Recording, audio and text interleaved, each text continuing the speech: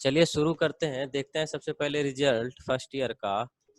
तो इसमें सबसे पहले हैं अमन कुमार 98 नंबर लाए हैं। एक क्वेश्चन इनका गलत हुआ है, सिर्फ 2 नंबर ही कम है 100 में। 38 number Amit Kumar, Ankit Kumar 38 number, Ashutosh Sharma 78 number, दीप रोशन 30 नंबर, फरहान अख्तर। आज काफी लोग जो हैं वो कम मार्क्स लाए हैं जी। सर इसके बाद अमन कोची से पढ़ रहा है सर, इतना नंबर है नहीं सर, कम रहा है। अमन का नंबर अब कमेगा भी कोची से नहीं। पढ़ रहा है अमन हो। अमन का नंबर नहीं कमेगा, उसका डेडिकेशन है उसके प्रति, इस वजह से तुम भी उस डेडिकेशन से पढ़ाई करो, तुम्हारे भी नंबर आएंगे। दीप रोशन कोची से का पढ़ता कोई 30 समझ में नहीं नंबर। आता सर। पढ़ने की कोची से पढ़ने का क्या मतलब है, बस तुमको ध्यान लगाना है, कंसंट्रेशन करके पढ़ना है। जो तुम्हारे पास स्टडी मटेरियल है उसी से पढ़ना है, जो हम तुमको प्रोवाइड करवा रहे हैं उसी से पढ़ना है, जो क्वेश्चन करवा रहे हैं उसको ध्यान में रखना है, और कुछ नहीं करना है। जो सवाल गलत है उसको गलत करके टिक करके रखना है। जो गलत तुमने किया है उसको 10 बार नहीं, तुम जितना बार तुम ध्यान में ला सको। जब मान लो कि सोते रहते हो तो उस टाइम में ध्यान में ये लाओ कि आज हमारा कौन कौन सा जो सवाल था वो गलत हो गया था और उसका सही आंसर क्या है। इस तरह से करोगे ना तो तुम भूलोगे नहीं उस सवाल को फिर। तो ये चीज होता है। प्रिंस कुमार 32 नंबर लाया है, ये भी फेल हो गया है। टूनू कुमार 70 नंबर लाया है, तुम्हारा भी मार्क्स ठीक ही है। और विकास कुमार 48 नंबर लाया है। चलिए सेकेंड ईयर का देखेंगे, सेकेंड ईयर में 15 क्या है। क्वेश्चन गलत हो गया। हाँ 15 सवाल गलत हो गए। सेकेंड ईयर में आकाश कुमार फेल कर गया, 30 नंबर आया है उसका। और अंकुश कुमार का 48 नंबर आया है। दीपक कुमार 40 नंबर। हिमांशु राज का 98 मार्क्स आया है। इसका 100 आउट ऑफ 100 मार्क्स है एक्चुअली में।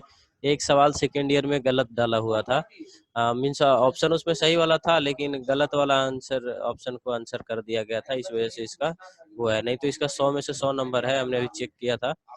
और मनीष कुमार का 30 नंबर है। चलिए देख लेते हैं इनका कौन सा सवाल गलत था। ये हिमांशु का। हिमांशु का सारे सवाल सही हैं, 49 सवाल इसने सही किए हैं, बस एक सवाल गलत, वो भी ये भी सवाल इसने सही ही किया है, ये सवाल रिपीटेड भी था। 118 डिग्री जो ड्रिल ग्राइंडिंग गेज का जो कोण होता है वो 118 डिग्री इसमें सही आंसर दिया हुआ है, लेकिन एक्चुअल में 121 डिग्री होता है। और इसने 121 होता है। हाँ, और इन्होंने लगाया भी है 121, तो ये सही है, इस वजह से इनका 100 में 100 नंबर है। इसको एक्चुअली में हम जो एक बार क्वेश्चन जो पब्लिश कर दिया जाता है ना और उसका एग्जाम ले लिया जाता है ना, उसको हम एडिट नहीं कर पाते हैं। एडिट करने का वहाँ पे ये दिया सर हुआ नहीं है, तो इस वजह से इस सवाल को हम सही नहीं कर पा रहे हैं। लेकिन आपको 121 ही याद रखना है। एक चीज और हिमांशु का सबसे बढ़िया है कि उसको पता है कि 121 मारेंगे तो हमारा गलत हो जाएगा, क्योंकि इसमें 118 आंसर दिया हुआ है, फिर भी वो 121 लगाता है। ये इसलिए करना जरूरी है बाबू कि तुम्हारा आगे जो है वो ठीक गलत ना हो जाए। जैसे तुम अगर यहाँ पे अगर सिर्फ 2 नंबर पाने के चलते या 100 में 100 लाने के चलते अगर 118 लगा देते हो, और वही चीज अगर तुम्हें कॉम्पिटिटिव वाले एग्जाम में ध्यान रह जाएगा, तो यहाँ पे तो तुम 2 नंबर कमा लोगे, है ना, गलत यस लगा सर के, है ना, लेकिन वहां पे तुम गड़बड़ा जाओगे अगर वहां पे भी यही आंसर लगा के आ गए तो। इसीलिए क्वेश्चन में क्या दिया हुआ है, क्या आंसर है, डजेंट मैटर, आप जो कंफर्म है जिस आंसर पे वही आंसर लगा के आइए। चाहे वो इस एग्जाम की बात हो या कॉम्पिटिटिव एग्जाम की बात हो। कॉम्पिटिटिव एग्जाम में भी आप वही आंसर लगा के आइएगा जो आपको याद हो, है ना, कंठस्थ याद हो कि यही इसका आंसर हो, भले से कोई आंसर हो जाए। क्योंकि अगर आप ऐसा करते हैं तो आप बाद में अगर उसका सही आंसर नहीं दिया हुआ है, गलत उसके जगह पे दिया हुआ है, तो आप कंप्लेन कर सकते हैं। कंप्लेन करने के बाद आपके जो मार्क्स आएंगे उसमें और ऐड कर दिया जाएगा, है ना। तो कहीं भी चले जाइए यस सर आप इस चीज को ध्यान रखिएगा कि आपको सही ही लगा के आना है। चलिए तो अभी हम सेकेंड ईयर का ही फर्स्ट ईयर का पहले कर लेते हैं, ज्यादा समय नहीं लिया जाएगा, जल्दी जल्दी करेंगे। 2 ही लोग आए हुए हैं फर्स्ट ईयर में, तो टुन्नू का ही कर लेते हैं। 15 सवाल इसने गलत किए हैं आज। और कौन कौन से सवाल है, ग्राइंडिंग व्हील की ड्रेसिंग और ट्यूनिंग की जाती है, यही सवाल जो है अमन भी गलत किया है। इसमें है कि बिल्कुल एक समान ऑपरेशन है, बिल्कुल नहीं। ट्रूइंग जो है और ड्रेसिंग जो है दोनों अलग चीजें हैं। ड्रेसिंग क्यों किया जाता है, ड्रेसिंग कब किया जाता है, जब आपके ग्राइंडिंग व्हील से जो एब्रेसिव जो है वो कहीं से टूट जाता है, फूट जाता है या निकल जाता है, तो उस टाइम में उसको क्या किया, ड्रेसिंग किया जाता है। मीन्स उसकी मरम्मत की जाती है, उसमें अलग से एब्रेसिव ऐड किया जाता है ना, तो उसको बोलते हैं हम लोग ड्रेसिंग करना। ट्रूइंग क्या होता है, ट्रूइंग हम लोग कब करते हैं, जब हमारा ग्राइंडिंग व्हील अनबैलेंस हो जाता है। अनबैलेंस कहने का मतलब टेपर चलने लगता है ना, थोड़ा कभी इधर झुक जाएगा, कभी इधर झुक जाएगा, इस प्रकार से। तो टेपर टेपर ना चले, एक समान चले, तो उसको हम लोग बोलते हैं ट्रूइंग करना। तो ड्रेसिंग और ट्रूइंग दोनों अलग चीजें हैं। इसको जो किया जाता है एक ही साथ समान से कर सकते हैं, बट ये भी अगर देखा जाए तो 100% सही नहीं है कि एक ही साथ समान से करेंगे, क्योंकि ड्रेसिंग करने का अलग टूल्स आते हैं और इसके ट्रूइंग करने के भी अलग अलग तरह के टूल्स आते हैं। छोटे छोटे बबल्स होते हैं, छोटे छोटे मेटल्स के ब्लॉक होते हैं, जिसको हम लोग ऊपर नीचे करके एडजस्ट करके ट्रूइंग करते हैं। लेकिन इसमें कुछ चीजें हैं जो कॉमन भी हैं, जो ड्रेसिंग में भी इस्तेमाल करते हैं और ट्रूइंग में भी इस्तेमाल करते हैं। तो वो ऑप्शन जैसा रहता है उसके हिसाब से, तो इसमें जो ऑप्शन आपका सही जो हो जाएगा, एक ही साथ समान से होता है। हालांकि जो बिल्कुल एक समान सा ऑपरेशन है ये गलत है, लेकिन ये जो ये एक सेकेंड में उसको दिखाता हूँ, उसने क्या ऑप्शन लगाया था, अमन ने। यही लगा जैसे बिल्कुल एक समान ऑपरेशन है। बिल्कुल एक समान होता है, आप ही यही लगाए थे ना। तो एक समान ऑपरेशन तो ये नहीं हो सकता, कतई नहीं। बिल्कुल एक समान से ऑपरेशन नहीं, ये बिल्कुल नहीं हो सकता है कि एक समान ऑपरेशन नहीं हो सकते हैं, क्योंकि दोनों अलग चीजें हैं और अलग तरह से किए जाते हैं, है ना। तो इस चीज का ध्यान रखना है। ये सवाल तो गलत नहीं होना चाहिए। आगे आगे ना होगा सर, नहीं करने में कुछ दिक्कत होता है। चलिए आगे देखेंगे। अगला सवाल जो गलत किया है वो है कि ग्राइंडिंग व्हील की लोडिंग के लिए निम्न में से कौन सा कारण नहीं है। तो कहने का मतलब है कि हम कब लोडिंग करेंगे। लोडिंग का मतलब आपको पता है, एब्रेसिव लगाने को लोडिंग कहते हैं, एब्रेसिव हटाने को, ग्राइंडिंग व्हील पर नए एब्रेसिव चढ़ाने को लोडिंग, और पुराने एब्रेसिव को निकालने को अनलोडिंग कहते हैं। तो आपका सवाल है कि ग्राइंडिंग व्हील की लोडिंग का कौन सा कारण नहीं है, मीन्स क्या कारण है जो जिसकी वजह से हम ये चीज नहीं करेंगे। तो व्हील का ग्रेन साइज और ग्रेड उपयुक्त होना। जब उपयुक्त रहेगा ही, ग्रेन साइज भी उपयुक्त रहेगा, ग्रेड भी उपयुक्त रहेगा, तो हम क्यों लोडिंग करेंगे। ये है। फीड अधिक फाइन होगा तो हम लोडिंग करेंगे। फीड अगर अधिक फाइन है, फाइन कहने मतलब चिकना हो गया है बहुत ज्यादा, तो हम लोडिंग कर सकते हैं, है ना, उसको थोड़ा सा मीडियम या कोर्स बनाने के लिए।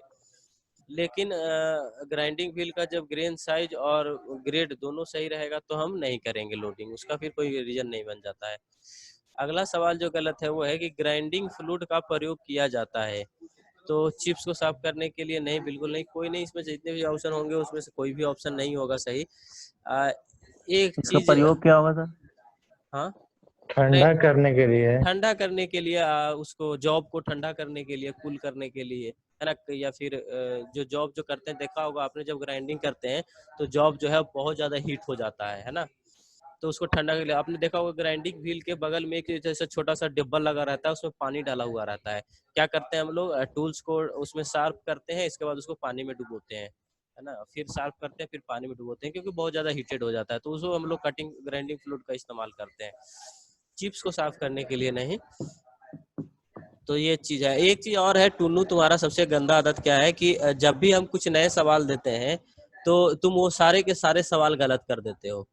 सिर्फ वही, अगर जो आज सवाल पूछा गया वो कल पूछा जाएगा तो सही करोगे। तुम अपना सेंस ऑफ ह्यूमर जरा सा भी नहीं लगाते कि इसका सही आंसर क्या होना चाहिए वो होगा। यही तुम्हारी सबसे बड़ी कमजोरी है और इसको ठीक करने की जरूरत है। ध्यान से लगाना है, समय देना है सवाल पे, 2 बार नहीं, 3 बार नहीं, 4 बार पढ़ने की जरूरत है जिस सवाल में भी कंफ्यूजन लग रहा है। ऐसा नहीं चल यही वाला मार देते हैं, क्या होगा, होगा तो होगा, नहीं होगा। तो ऐसे करोगे तो नहीं हो पाएगा, आपको थोड़ा सा अपना सेंस ऑफ ह्यूमर लगाना पड़ेगा। चलिए आगे देखेंगे। अगला जो सवाल गलत है कि ग्राइंडिंग मशीन में ग्राइंडिंग व्हील के ग्लेज होने का क्या कारण है। तो ग्राइंडिंग व्हील की स्पीड बहुत अधिक और वर्क स्पीड कम होना, ये हो सकता है। ग्लेज मतलब क्या होता है? ग्लेज, ग्लेज मतलब नहीं समझते हैं। जैसे जब बहुत सारे जैसे एब्रेसिव जो है, एब्रेसिव क्या होता है कि जब उस पे ऑपरेशन हो करते करते क्या होता है कि सारे एब्रेसिव जो है वो ऊपर से एकदम चिकने हो जाते हैं, है ना। तो चिकने हो जाने के कारण क्या होता है कि वो कटिंग नहीं कर पाता है ठीक से, समझ रहे हैं। तो उसको हम लोग बोलते जी हैं सर। ग्लेज होना, मतलब ग्लेज हो जाना, चिकना हो जाना, ये सारी चीजें कह सकते हैं उसको। सर 8 वाला गलत लगाया है, कौन सा? 8 वाला गलत लगाया है सर, कीवे वाला क्रॉस कट चीजल होगा। हाँ, कीवे काटने के लिए कौन सी चीजल क्रॉस कट चीजल इस्तेमाल करते हैं? तो हाँ, ये क्रॉस कट चीजल होगा इसका, और इसका आंसर या भी यही खेत दिया चीजल। हुआ है, लेकिन इसका क्रॉस कट होगा, इसको ध्यान में रखना है। कीवे काटने के लिए डायमंड पंच चीजल होता है, कॉर्नर शेप में होती है फिनिशिंग करने के लिए। तो इसका क्रॉस कट चीजल होगा, इसको ध्यान रखना है। तुम अमन भी इसका यही लगाया होगा, है ना। तो इसको ध्यान रखना है, इसको चेंज करना पड़ेगा। 1 मिनट में मैं भी इसको चेक करूंगा एक बार, कीवे काटने वाली कौन सी चीज है, इसको मैं चेक करके कंफर्म करूंगा। वैसे होना तो चाहिए, कंफर्म बोल रहे हैं cross sir? Cross cut chisel ही होना चाहिए। केप चीजल भी बोलते हैं उसको। हाँ, बहुत बढ़िया। चलिए अगला सवाल देखेंगे। अगला है कि रीशार्पनिंग करने के लिए टैप को किस स्थान पर ग्राइंड किया जाता है? रीशार्पनिंग करने के लिए तो फ्लूट्स पे हम लोग करेंगे। फ्लूट्स आपको पता है, टैप्स का फ्लूट्स किसको बोलते हैं? या फिर ड्रिल बीट में भी जैसे फ्लूट्स होता है, वैसे टैप में भी फ्लूट्स होते हैं, तो उसको हम लोग करते हैं ग्राइंड, है ना। अगला है कि टाइप ए, एक इस तरह का दिया हुआ है, एक वो इंडियन स्टैंडर्ड का एक कोड ऐसा होता है ना, वो दिया हुआ है। वाले काउंटर सिंक को सीट देने के लिए आप किस कोण वाले काउंटर सिंक का चयन करेंगे, है ना। तो इसमें आपका काउंटर सिंक ड्रिल 90 डिग्री इसका आंसर हो जाएगा। 90 डिग्री क्यों हो जाएगा? क्योंकि काउंटर सिंक जो हम लोग ज्यादातर जो करते हैं वो 90 डिग्री पे ही करते हैं ना, तो इसका वो आंसर हो जाएगा। अगला सवाल देखेंगे। अगला सवाल जो गलत है वो है आपका कि व्हील की काउंटर ग्लेज बोरिंग होता 90 डिग्री सर। काउंट 90 डिग्री कहने का मतलब क्या कि तुम्हारा जब कोई परपेंडिकुलर ऑपरेशन होगा तभी 90 डिग्री होगा। जैसे कोई मान लो कि तिरछा इस प्रकार से जा रहा है, इस प्रकार से जा रहा है, और एक इस प्रकार से आ रहा है, तो यहाँ इस दोनों के बीच में ऐसे एंगल नहीं 90 डिग्री बन सकता है। जैसे देखो ये है ना, इसको 90 डिग्री नहीं बोलेंगे। जी सर। कोई जरूरी है कि हमारा एकदम ऐसे खड़ा रहेगा तभी 90 डिग्री होगा? मान लो ये ऐसे खड़ा है तो तुमको परपेंडिकुलर लग रहा है तो 90 डिग्री लग रहा है, अगर इसको ऐसे कर देंगे तो नहीं रहेगा 90 डिग्री। बात समझ रहे हो? जी सर। तो वो चीज है। अगला सवाल है कि व्हील की ग्लेजिंग के लिए निम्न में से कौन सा कारण नहीं है? तो सिर्फ फिर वही वाला सवाल आ गया ग्लेजिंग वाला कि, तो इसमें क्या है, व्हील की ड्रेसिंग सही नहीं होना कारण नहीं है। तो ग्लेजिंग होने का ड्रेसिंग से कोई मतलब नहीं है। तो वो आपका वो हो जाएगा, व्हील की ड्रेसिंग सही नहीं होना, ये आपका कारण नहीं है। मतलब बाकी सब वो वाले सवाल हैं तो सारे सवाल तुमने सही किए हैं। जितने भी जो कुछ नए सवाल जो ऐड किए थे हमने, वही सवाल तुमने गलत कर रखे हैं। अगला है कि किसी रफ फाइल का प्रयोग किया जाता है तो धातु को शीघ्रता से रगड़ने के लिए रफ फाइल का मतलब क्या कि लकड़ी पर इस्तेमाल करेंगे? नहीं ना, तुम लकड़ी पर कौन से हिसाब से लगा दिए हो? रफ फाइल का इस्तेमाल हम लोग कर रफाल का लकड़ी पर इस्तेमाल नहीं किया था। नहीं, रफ्स कट होता है। लकड़ी पर जो इस्तेमाल करते हैं उसको रास्प कट फाइल बोलते हैं, समझ रहे हैं। ये वाला नहीं, रास्प कट फाइल होता है वो, और उसका इस्तेमाल लकड़ी पे करते हैं। रफ फाइल रफ फाइल को कहीं कहीं बास्टर्ड फाइल भी कहा जाता है, तो डिपेंड है। बास्टर्ड फाइल को भी हम लोग रफ फाइल के कैटेगरी में रख सकते हैं। वैसे रफ फाइल और बास्टर्ड फाइल दोनों अलग अलग होता है, लेकिन ऐसा होता है क्योंकि हमारा रेलवे वाले एग्जाम में ये सवाल आया था कि धातु को बहुत ज्यादा हटाने के लिए, बहुत मात्रा में जब धातु को हटाना हो तो कौन से फाइल का इस्तेमाल करेंगे? तो हम वहाँ पे क्या किए डबल थे कट। कि रफ फाइल ऑप्शन में था, बास्टर्ड फाइल ऑप्शन में था, सेकेंड कट ऑप्शन में था, और एक स्मूथ ऑप्शन में था। 4 ऑप्शन थे। तो हमने क्या किया था कि रफ फाइल लगा के आ गया था, है ना, जब बहुत ज्यादा मेटल निकालना हो, है ना।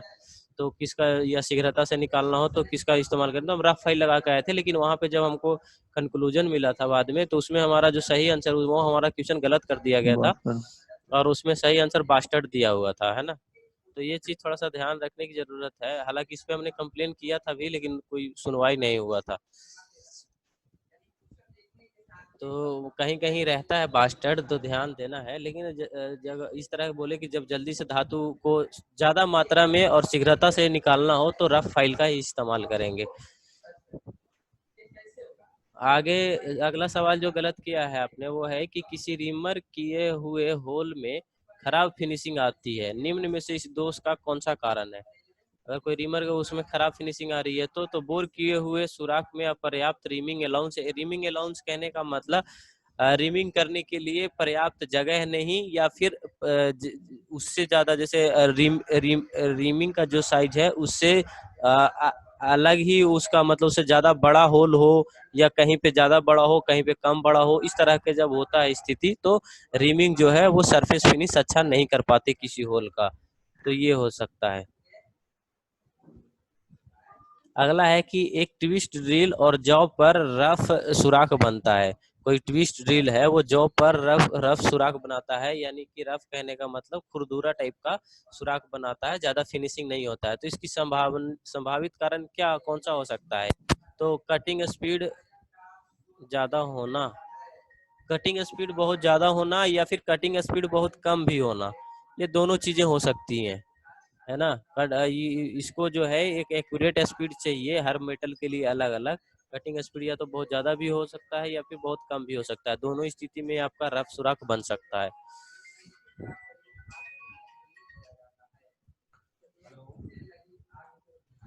अगला सवाल है आपका कि टैप द्वारा किसी होल की थ्रेडिंग के बाद यह देखा गया है कि थ्रेड की क्रेस्ट पूरी तरह से आकार में नहीं बनी है ना। तो इस दोष को निम्न में से कौन सा कारण हो सकता है। तो होल का साइज जो है वो टैप ड्रिल साइज से बड़ा होना, मींस कि आपका जो टैप ड्रिल साइज है उससे होल का साइज बड़ा होगा, तो आप अच्छे से उसका नहीं बना पाएंगे, है ना, थ्रेडिंग नहीं कर पाएंगे। तो ये स्थिति हो सकती है।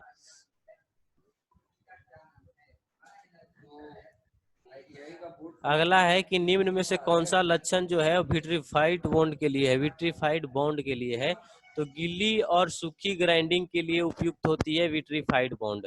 विट्रीफाइड बॉन्ड से क्या करते हैं हम लोग कि बहुत ज्यादा सूखी हो या गिल्ली ही हो, दोनों के लिए हमारा उपयुक्त होता है विट्रीफाइड बॉन्ड। विट्रीफाइड बॉन्ड क्या है, एब्रेसिव को एक साथ जोड़ के रखने का एक तरीका है, जो जिसको हम लोग बॉन्ड बोलते हैं, है ना। तो वो विट्रीफाइड बॉन्ड हो गया। अगला है कि निम्न मशीन रीमर में से किसका प्रयोग रीमर के एक्सिस और कार्य के एक्सिस के बीच मिस अलाइनमेंट को सही कर देता है। तो फ्लोटिंग ब्लेड रीमर, ये चीज ध्यान रखना है। फ्लोटिंग ब्लेड रीमर को हम लोग सेल्फ अलाइनमेंट रीमर भी बोलते हैं, है ना। तो इस चीज को ध्यान रखना है कि अगर सवाल आपसे पूछा जाए कि सेल्फ अलाइनमेंट रीमर कौन सा है, तो वो भी आपका फ्लोटिंग ब्लेड रीमर होगा। या बोलेगा कि ऐसा कौन सा मशीन रीमर है जो अगर मिस अलाइनमेंट है तो उसको आप ऑटोमेटिक सही कर देगा या खुद ही अलाइन कर लेगा, तो भी आपका फ्लोटिंग ब्लेड रीमर ही आंसर होगा। इसका ध्यान रखना है। अगला सवाल है आपका कि बैलेंस किए ग्राइंडिंग व्हील में ग्राइंडिंग करने का कौन सा आवश्यकता की पूर्ति संभव है। अगर बैलेंस किए ग्राइंडिंग व्हील में ग्राइंडिंग करने की कौन सा आवश्यकता, अगर कोई आपका ग्राइंडिंग व्हील है उसको ग्राइंडिंग करने की आवश्यकता कब पूर्ति संभव है, ये आपका सवाल है। तो उसका सही आंसर हो जाएगा सरफेस फिनिश के साथ डायमेंशन संबंधी परिशुद्धता। ये तुमने क्या लगा है, केवल पोजीशन टॉलरेंस सुरक्षा फिनिश, नहीं बिल्कुल नहीं। अगला है आपका, अगला सवाल 49 नंबर गलत किया है आपने। वो है कि साधारणतः यह देखा जाता है कि कुछ प्रयोग में लाने के बाद निम्न में से किस कारण से ग्राइंडिंग व्हील का फेस चमकदार, स्मूथ व ग्लेज हो जाता है। सही उत्तर चुने। ग्लेज का मतलब हमने आपको बताया था क्या होता है, जब फेस जो है चमकदार हो जाता है, स्मूथ हो जाता है, या उसको हम लोग ग्लेज भी बोलते हैं, है ना। तो ऐसा क्या कारण है? तो व्हील जब देखो, वो जो चीज जितना हार्ड होता है उसको हम लोग उतना स्मूथ बना सकते हैं, है ना। एक सेकेंड। तो ये चीज होता है आपका कि ग्राइंडिंग व्हील जितना ग्राइंडिंग व्हील की बात नहीं है, कोई भी मटेरियल भी आप ले लेते हो, जो जितना हार्ड होता है उसको हम लोग उतना स्मूथ बना सकते हैं। यहाँ तक अगर किन्हीं को किसी सवाल में दिक्कत है तो बताइए। अमन भी दिक्कत है तो, किन्हीं को भी दिक्कत हो, फर्स्ट ईयर सेकेंड ईयर दोनों में किसी सवाल में परेशानी नहीं है सर। आप लोगों को? नहीं सर। टुन्नू तुम्हें कोई परेशानी? नहीं सर।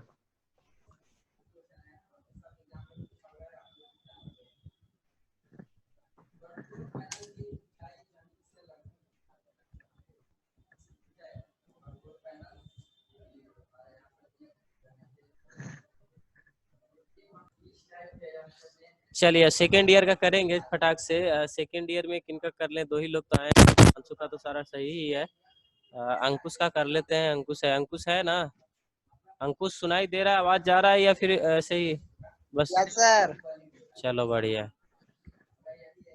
अगला है कार्बाइड मटेरियल की ग्राइंडिंग के लिए किसका प्रयोग किया जाता है, ये आपका सवाल है। कार्बाइड मटेरियल की ग्राइंडिंग के लिए तो आपका है कि क्या डीएमओ ग्राइंडिंग व्हील का? नहीं यार, हेलो, डायमंड है सर जी। वही तो डायमंड डायमंड होगा व्हील। वहाँ पे। डायमंड है, वो मिसटाइपिंग हो गया लिखने में। Diamond wheel. इसका क्या डायमंड क्वेश्चन है ग्राइंडिंग व्हील सर? का प्रयोग किया जाता है ना। तो आपका सही आंसर वो हो जाएगा। देखिए कार्बाइड आपको पता है, कार्बाइड जो है वो आपका हार्ड मटेरियल होता है, तो उसके लिए हम लोग क्या करते हैं कि डायमंड का प्रयोग करते हैं। डायमंड भी एक हार्ड मटेरियल है, तो हार्ड मटेरियल का ग्राइंडिंग हार्ड मटेरियल से ही किया जा सकता है, तो वो हो जाएगा आपका। अगला है आपका कि फाइल के सेफ एज का प्रयोग किया जाता है तो संलग्न भुजाओं को बचाने के लिए। आपको पता है संलग्न भुजाओं कहने का मतलब क्या? आपका एक इस तरह से सरफेस है, एक इस तरह से सरफेस है, और फिर एक इस तरह से सरफेस है। आपको क्या करना है कि नीचे वाला सरफेस जो है उसको फाइल करना है, लेकिन ये वाला सरफेस में अगर फाइल टच हो जाए तो ये वाला सरफेस खराब नहीं होना चाहिए। तो ऐसे स्थिति में हम लोग सेफ एज फाइल का प्रयोग करते हैं। संलग्न भुजाएं मतलब दो भुजा जो आपस में टच में है, उनमें से एक भुजा को फाइल करना है, दूसरे को खरोच नहीं लगनी चाहिए, उसका मेटल लॉस नहीं होना चाहिए। तो ऐसे स्थिति में हम लोग सेफ एज फाइल का इस्तेमाल करें। सेफ एज फाइल में एक एज जो होता है या एक तरफ का जो किनारा जो होता है वो बिल्कुल प्लेन होता है, उसमें दांतें नहीं कटी होती हैं, उसको हम लोग बोलते हैं सेफ एज फाइल। अगला है कि M5 टैप द्वारा टैपिंग करने के लिए आप किस साइज का ड्रिल प्रयोग करेंगे? तो टैप ड्रिल साइज का फार्मूला हमने आपको बता रखा है, उससे आप इजीली इसको निकाल सकते हैं, कोई दिक्कत नहीं है। M5 आपको दिया हुआ है तो मेजर डाया 5 दिया हुआ है। मेजर डाया 5 के लिए आपका अंडर साइज ओवर साइज आपको पता है कितना होता है, और इसके बाद उसको टैप ड्रिल साइज का फार्मूला लगा लेना है, उस पर सारा वैल्यू पुट कर देना है, आपको इतना के आसपास ही आंसर आएगा। अगला है कि स्पोर्ट फेसिंग की जाती है तो सरफेस स्पोर्ट फेसिंग आपने हमको बता रखा है आपको कि किसी भी होल्स के किनारों को साफ करने को हम लोग स्पोर्ट फेसिंग करते हैं। तो इसमें आंसर सरफेस प्लेट बना सरफेस पर भी इसीलिए करते हैं, करते हैं, और स्पोर्ट फेसिंग भी इसी के लिए करते हैं। बस करने का टूल्स अलग अलग है, करने का तरीका अलग अलग है, लेकिन तीनों जो ऑपरेशन है उनका मकसद बस एक ही होता है, किसी नट के हेड को बैठाना, किसी स्क्रू के हेड को बैठाना, या फिर किसी और भी ऐसे चीजें नट बोल्ट स्क्रू किसी चीज में से उसके हेड को बैठाना या फिर टेल को बैठाना। ऐसे स्थिति के लिए हम लोग ऐसा काम करते हैं। तो इसमें लिखा है कि बोल्ट का हेड सरफेस पर आसानी से बैठ सके, इस वजह से हम लोग क्या करते हैं, स्पोर्ट फेसिंग करते हैं।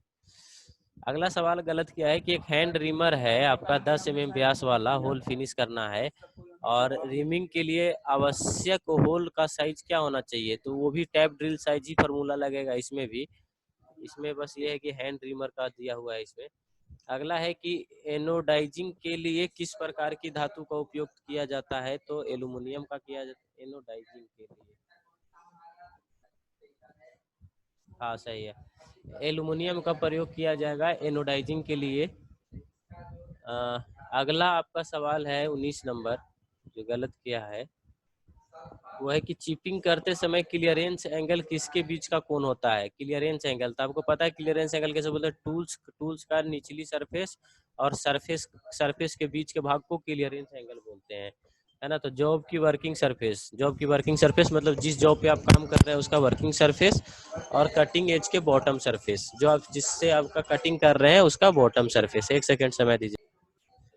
चलिए ये चीज हो गया। इसके बाद है कि जंगरोधी इस्पात में क्रोमियम की मात्रा कितनी होती है, तो 0.1045 ये इतनी क्रोमियम की मात्रा होती है जंगरोधी इस्पात में। अगला है, एक्चुअली इसकी वैल्यू आपको याद करनी पड़ेगी, ये ऐसा चीज है कि याद नहीं करेंगे इसका कोई लॉजिक नहीं है ना, इसको याद करना पड़ेगा। अगला है कि जब जल द्वारा एल्युमिनियम और ऑक्सीकरण होता है तो बनता है हाइड्रोजन। जब भी जल से जो भी क्रिया कर ले वो आपका हाइड्रोजन ही बनेगा, क्योंकि जल में हाइड्रोजन ही सबसे अधिक मात्रा में होता है, तो वही आपका वो होता है, तो इसी वजह से हाइड्रोजन ही बनेगा। अगला है कि टैपिंग करते समय निम्नलिखित में से कौन सा टैप टूटने का कारण नहीं है, तो टैप पर कोर्स थ्रेड होने का कोई मतलब नहीं है, चाहे आपका कोर्स थ्रेड हो, मीडियम थ्रेड हो या फाइन थ्रेड हो, उसके वजह से आपका टैप नहीं टूटेगा। टैप टूटने के और भी बहुत सारे कारण हो सकते हैं, लेकिन ये कारण नहीं है। अगला है टरबाइन ब्लेड और चाकू बनाने के लिए किसका प्रयोग करते हैं, तो आपको पता है चाकू जो है स्टेनलेस स्टील का बनता है, टरबाइन का ब्लेड स्टेनलेस स्टील का बनता है, या फिर वैसा कोई भी चीज जो जिसका इस्तेमाल आप सबसे ज्यादा करते हैं, या जहाँ पे पानी का बहाव होता है, वाष्प का बहाव होता है या वेपर का बहाव होता है, तो वहाँ पे हम लोग स्टेनलेस स्टील का प्रयोग करते हैं। लेकिन स्टेनलेस स्टील भी बहुत तरह के आते हैं, है ना, तो उसमें कौन सा प्रयोग करते हैं, तो इसका सही आंसर है आपका मार्टेनसीट, है ना, मार्टेनस्टिक बोलते हैं, है ना, मार्टेनस्टिक स्टेनलेस स्टील, इसका बनता है आपका टरबाइन ब्लेड और चाकू। अगला है आपका कि ट्विस्ट ड्रिल का पॉइंट एंगल किस पर निर्भर करता है, तो ड्रिल की जाने वाले धातु पे निर्भर करता है, इसमें किसी को दिक्कत नहीं होना चाहिए। कटिंग एंगल, कटिंग स्पीड, ये सारे चीजें सबसे ज्यादा मैटर करता है कि किस धातु पे आप ड्रिल कर रहे हैं। अगला है ड्रिल मशीन पर कार्य करते समय कटिंग स्पीड का चयन करने के लिए निम्न में से कौन सा साधन प्रभावित नहीं है, तो जॉब की चौड़ाई से आपको कोई मतलब नहीं है, जॉब की चौड़ाई या फिर जॉब की मोटाई कितनी भी हो, उससे आपको ड्रिल का कटिंग स्पीड मैटर नहीं करता है, मैटर ये करता है कि उसकी धातु क्या है। अगला है कि डाई नट और कुछ नटों का है बल्कि नहीं है, डाई नट और कुछ नहीं है बल्कि, डाई नट क्या है, सीधा सीधा ये सवाल है आपका, तो नट के आकार का एक डाई है जो थ्रेड कटिंग करने का काम करता है, नट जैसा एक डाई है जो थ्रेड काटने का काम करता है, बाहरी थ्रेड। अगला है निम्न में से क्या उष्मा विनिमय का मतलब रेडिएटर होता है, इसमें इस वजह से लिख दें, में प्रयोग किया जाता है, तो पीतल का प्रयोग किया जाता है, इसमें किसी को दिक्कत नहीं होना चाहिए। अगला है निम्न में से किसका प्रयोग जो है वो 12 mm से कम व्यास वाले ड्रिल को पकड़े, तो ड्रिल चक का प्रयोग करते हैं, 12 mm से ज्यादा वालों को डायरेक्ट स्पिंडल में लगा देते हैं, या आर्बर की सहायता से इस्तेमाल करते हैं। अगला है निम्न में से किस धातु का संचारण सर्वाधिक होता है, तो मैग्नीशियम का संचारण सबसे। ये सब सवाल कैसे गलत कर रखा है तुम अंकुश, तुम्हें बेसिक साइंस वाले सवाल भी तुमने गलत कर रखे हैं, जो अभी तक 5वीं क्लास से पढ़ना स्टार्ट कर देते हैं लोग।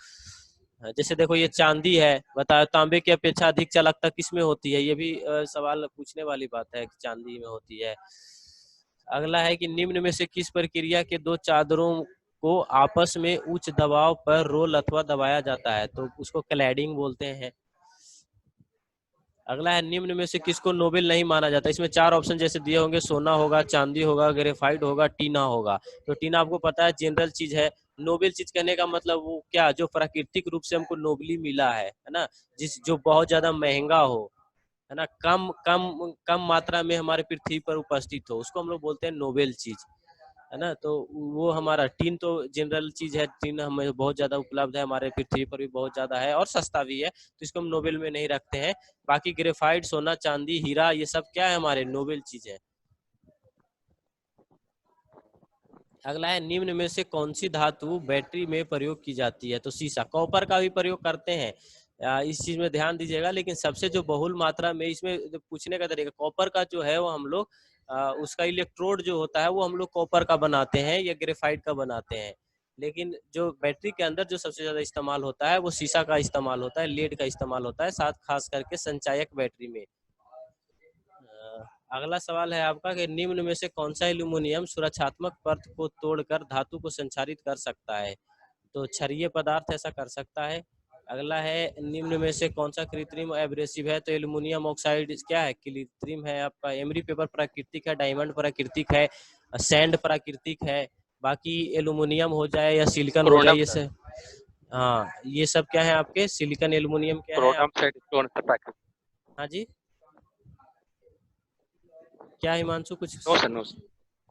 अच्छा, नहीं, अगला emery, diamond, corona, oxide, stone, ये तो प्राकृति है। बिल्कुल बिल्कुल, ये सारे प्राकृतिक हैं। अगला है निम्न में से सबसे कम भंगुर है? तो तांबा, इसमें 4 ऑप्शन दिए होंगे। कास्ट आयरन भी भंगुर मटेरियल होता है, ग्रे कास्ट आयरन का है, व्हाइट कास्ट आयरन का या सीधा कास्ट आयरन, वो भी भंगुर ही होता है, मीन्स की ब्रिटल मटेरियल होता है। तांबा आपका ब्रिटल नहीं होता है, क्योंकि ब्रिटल नहीं होता है तभी तो उसका वायर बनाया जाता है खींच के, डक्टाइल मटेरियल होता है।